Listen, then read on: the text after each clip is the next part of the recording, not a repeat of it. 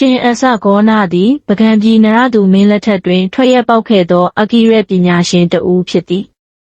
အနော်ယထာမင်းနှင့်နရသူမင်းတို့ခေတ်အတွင်း၌ရှင်အစဂေါနသည်ရှင်မတိဟုလည်းလူသိအနှဲငယ်ရှိတော်လဲနောက်ပိုင်းတွင်ဖြည်းဖြည်းချင်းထင်ရှားလာခဲ့သည်သူသည်တမိုင်းရေးရာဌာနများဒဏ္ဍာရီယာဇဝင်တွင်အတိတ်ပဲနှင့်တပုံနှင့်ပြောကြသည့်အချက်များပါဝင်သည်နာမည်ကြီးသောဒါယကသူကျွဲမောင်ကျော်စွာနှင့်ဇနီးမယ်တော်ရာတို့ကရှင်အဆက်ဂေါနအားအမြဲတမ်းလှူဒန်းထောက်ပံ့ခဲ့ကြသည်ရှင်အဆက်ဂေါနသည်ဇေတီလေး446 933စုတည်ခဲ့သည်ဟုယုံကြည်မှုလည်းပကံခေတ်တွင်တည်ရှိခဲ့သည်သူ၏တောင်ဝေးဖျား၌လုံးအောင်မပြုနိုင်သောပြထားတဲ့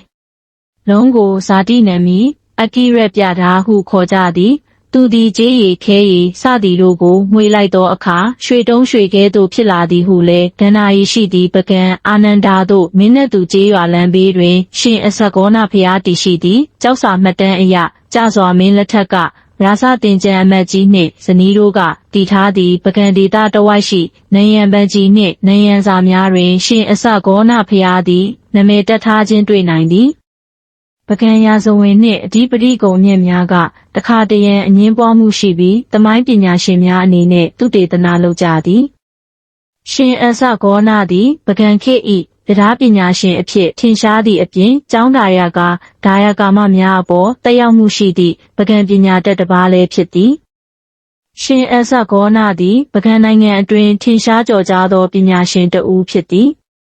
ပကံဒေသတွင်မွေးဖွားခဲ့ပြီးငယ်စဉ်ကတည်းကဉာဏ်ပညာဖြင့်ထင်ရှားလာသည့်မြန်မာစာပေတွင်သူ့ဘဝနှင့်ပတ်သက်၍အနက်များထည့်ပြတော်လဲပကံခေတ်အတွင်းအစဉ်အလာအရထင်ရှားသည့်စွမ်းအားကြီးပြင်းသောပြထားပညာရှင်တဦးအဖြစ်ထင်ရှားသည်အကိရပြထားစမ်းသပ်မှုခေတ်သမိုင်းစာအုပ်များတွင်ဒဏ္ဍာရီများရှိသည့်သူလက်ရာများနှင့်ပညာရက်များတွင်အခိုင်အမာသိပ္ပံတတ်ပညာ